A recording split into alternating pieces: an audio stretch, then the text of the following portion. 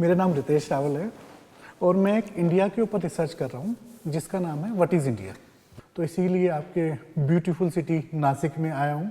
एक दूसरे को जानने से शुरू करते हैं। जैसे मैंने बताया मैं एजुकेशन लाइन में हूँ, आप किस सेक्टर में, किस उसमें हैं? मैं हॉस्पिटलिटी बिजनेस है मेरा। हाँ जी। Plus real estate. अच्छा, रियल एस्टेट। दोनों इसमें काम करते हैं हम। तो इस बिजनेस में कितने सालों से हैं आप? अभी 35 साल हो गए, 35 ईयर्स। 35 ईयर्स हो गए हैं। तो मैं एजुकेशन में हूँ। हाँ जी। और पिछले 12 साल से मैं एजुकेशन में काम कर रहा हूँ। हाँ जी। नासिक में कर रहा हूँ, वाराणसी में कर रहा हूँ, नागपुर कर रहा हूँ, हाँ। पुणे में भी कर रहा हूँ। ठीक है, तो आप पहले से ही इंडिया में बहुत बड़ा कंट्रीब्यूट कर रहे हैं एजुकेशन सेक्टर में काम करके। जी। हाँ जी। एक बिजनेसमैन चाहे वो किसी भी प्रोडक्ट में हो, सर्विस में डील करता हो, सबसे इम्पोर्टेंट क्वालिटी क्या होनी चाहिए किसी बिजनेसमैन के लिए? अभी तो जो everybody knows is that transparency is most important part, quality is most important part. ये दोनों तीनों चीज़ें वो बहुत इम्पोर्टेंट ये करते हैं, और वो जो फॉर द सस्टेनेबिलिटी ये चीज़ की बहुत बड़ी ज़रूरत रहती है। आपने जब से बिजनेस स्टार्ट किया है तब से लेके अब तक मार्केट सिनेरियो में काफ़ी चेंजेस आए हैं, उसके बारे में आप कुछ शेयर करना चाहें? आपने जैसे 35 ईयर्स पहले बिजनेस शुरू किया होगा रियल एस्टेट का, उसमें और अब में बहुत चेंज आ गया होगा। सो पहला जो रिक्वायरमेंट था नासिक का, तो people are were interested for the farm plot, small plots, और they were interested to construct the bungalows और रो हाउसेस। बट जैसे भी साल गुजरते गए, ज़मीन कम होती गई तो रेट भी बढ़ गए। सो अभी जो सेगमेंट आ गया है वो बड़े टावर्स चाहिए लोगों को, बड़ी बिल्डिंग रहेंगी, कम्युनिटी लिविंग चाहिए उनको, और ये एक बड़ा फ़र्क पड़ गया उसमें। कोविड के बाद काफ़ी चेंज हो गया माइंडसेट में। लोगों को बहुत इंटरेस्ट हो गया कि आउट ऑफ सिटी बाहर जाके कोई स्कीम में, फार्म हाउस स्कीम में रहना, they want to live in the nature.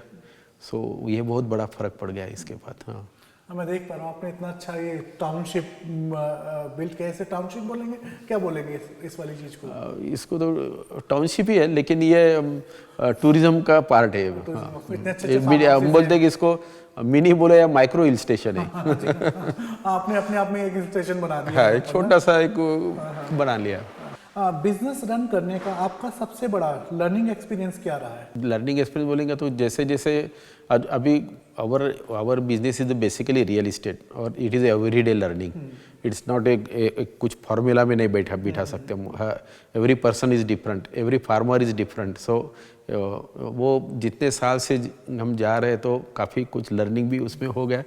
लेकिन ये सब में एक पक्का है कि the value of the person is most important part, चाहे वो फार्मर हो चाहे या कस्टमर हो। So that is a main criteria in the business. The person is very important. Education line में कुछ ऐसा कुछ चैलेंजेस आते हों या कुछ इस तरह का आप शेयर करना चाहें अपना लर्निंग?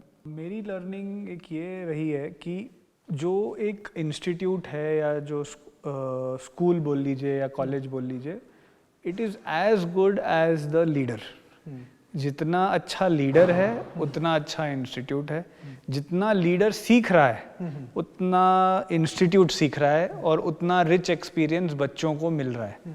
तो मेरा एक इसमें ये अंडरस्टैंडिंग है कि हम जितने क्यूरियस रहें और जितने सवाल पूछें अपने आप से और बाकियों से, and with the intention to better the quality. कोई न्यू स्टार्टअप, न्यू बिजनेस के लिए, न्यू स्टार्टअप शुरू करना चाहता है, बिजनेस शुरू करना चाहता है, उसके लिए आपका कोई मैसेज हो? अभी जो स्टार्टअप अगर किसी को करने का रहेगा तो नेक्स्ट और present future is the sustainability. He should think about the nature. जैसा ट्रांसपेरेंटी, क्वालिटी वो तो बता दिया मैंने, लेकिन नेचर इज मोस्ट इम्पॉर्टेंट। वो कुछ भी करेगा, स्टार्टअप कुछ भी बिजनेस शुरू करेगा, तो it should be very sensitive that it will not harm the community, it will not harm the nature.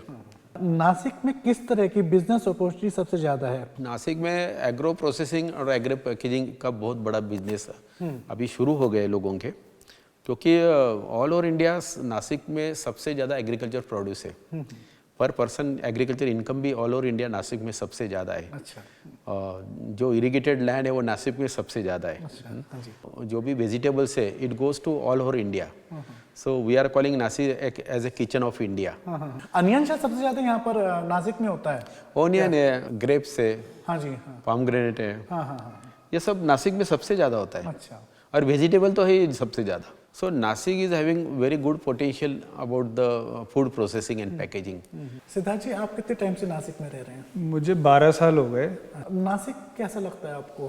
तो नासिक मतलब एक बहुत ही ऑर्गेनाइज्ड, अच्छा, मतलब एक सोच से बना हुआ शहर है। हाँ जी। वेल प्लान्ड शहर है। एंड मतलब मैंने यहाँ पे बहुत लोगों से मिला हूँ एंड अच्छी सोच रखने वाले बहुत लोग हैं। एक आपको बताऊंगा, मैं एक संस्था के साथ जुड़ा हूँ, यंग इंडियंस करके। हाँ जी। और हमने पिछले साल एक ऐसे राइटिंग कंपटीशन कराया था। अच्छा। जिसमें 10,000 से ज़्यादा बच्चे पार्ट लिए थे अलग अलग स्कूलों से। टॉपिक था माई नासिक 2030, ये बच्चों ने लिखा उसके ऊपर। अच्छा। तो उसका जब हमने एक निष्कर्ष निकाला, समरी निकाली, उन बच्चों को जो नासिक चाहिए वो ऐसा नासिक चाहिए जो ग्रीन हो, जिसमें बिल्डिंग ज़्यादा ना हो, ब्रिजेस ज़्यादा ना हो, बट ग्रीनरी इनफ हो, और जो अभी बैलेंस है वो मेंटेन रहे। ऐसा किया जा सकता है, अगर मान के डेवलपमेंट के लिए कुछ थोड़ी चीजें अगर हिलानी पड़े तो उससे ज्यादा बढ़ा दो। अगर 2 ट्री अगर थोड़ा बहुत हिले तो उसके 10 लगा दो। नासिक की इकोनॉमी काफी डाइवर्स सेक्टर पर डिपेंड करती है, जैसे manufacturing, agriculture, sugar mills, wine yards हैं यहाँ पर। तो ये नासिक के लिए अच्छा है या फिर नहीं इतना डाइवर्स सेक्टर होना? ये बहुत अच्छा है नासिक के लिए। सी नासिक देखो क्या ये why this happened, because Nasik is having maximum climatic zone in India. Okay. Climatic zone. So because of different climatic zone, different crops are there. In Nasik there is a one part of Nasik region is there is a grassland. If you go to Chandwad and that area, so there is a grassland. If you go to Trambak Igatpuri, there is a forest land. So Nasik is having that diversity. Because of diversity, business is also different. And it is from hundreds of years it is going on. आपके लिए जैसे research हम कर रहे हैं, भारत क्या है, तो आपके लिए भारत क्या है? तो मुझे लगता है जो अभी हम जिस भारत में रह रहे हैं ना, ये एक्चुअल भारत है नहीं। ये भारत बना है जो अंग्रेजों की सोच से बना है। एक्चुअल भारत हम 75 साल पहले पीछे छोड़ आए। हाँ जी। भारत मेरे लिए वो है जब हमारे जो गुरुकुल सिस्टम था, जिसमें सब टाइप के शास्त्र बच्चे सीखते थे और वहाँ से सीख करके आते थे, और एक सेल्फ सस्टेन्ड इकोनॉमी थी, जिसमें कि एक कोई बच्चा अगर गुरुकुल जा रहा है तो उसको पढ़ना लिखना तो आता ही था, अपना घर साफ करना आता था, अपने गुरु का सम्मान करना आता था, बड़ों की रिस्पेक्ट करना आता था, अपना बिजनेस चलाना आता था, और अपनी दिनचर्या सूरज के साथ वो रख सकता था। फाइट करना भी आता है, जैसे उस टाइम तीर कमान चलते थे, वो भी सीखते थे। करेक्ट। सो मेरे लिए मतलब मेरे लिए वो आइडियल भारत है। मतलब एक बहुत ही अच्छी चीज हुई है जो नई शिक्षा नीति आई है, उसका एक विजन है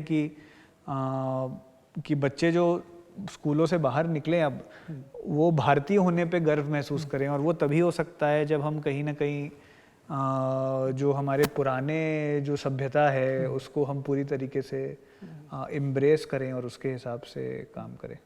एनईपी ने अब स्कूल्स को फ्रीडम दी है कि बच्चों को फ्रीडम दी है स्किल डेवलपमेंट के लिए। पहले क्या था, वो हो ही नहीं सकता था क्योंकि पूरा सिलेबस कवर करना है, सब चीज़ें करनी है। मतलब क्या चीज़ें करके हम इसको और भारत को और एक अच्छा आने वाली जनरेशन के लिए एक ड्रीम कंट्री हम बना सकें? इस सवाल का जवाब बहुत टफ है, इसी को ढूंढने के लिए मैं पिछले 2 महीने से लगा हुआ हूँ उसमें। चलिए, बट इसमें जो अंकल ने बोला कि एक ग्रास रूट लेवल पे, पॉलिटिक्स के लेवल पे ये सोच अच्छी रखना बहुत जरूरी है। यंग लोगों को पॉलिटिक्स में आना बहुत ही जरूरी है। बहुत जरूरी। और नहीं, आपने बिल्कुल सही बोला, हमारे देश को यंग लीडर्स की जरूरत है। यंग लीडर्स की जरूरत है। नासिक में सबसे नया बिजनेस कौन सा बढ़ रहा है? नासिक में wineries is the main business, और Nashik is known by the wineries, not only India, abroad भी जो भी लोग आते हैं इंडिया में, तो they knows Nashik as a wines capital of India. So this is our USP. ये बहुत बड़ी यूएसपी है नासिक की। बहुत अच्छा रहा आपसे ये वाली चीज नासिक के बारे में जान के। Thank you Siddharth ji, thank you uncle, thank you. Okay.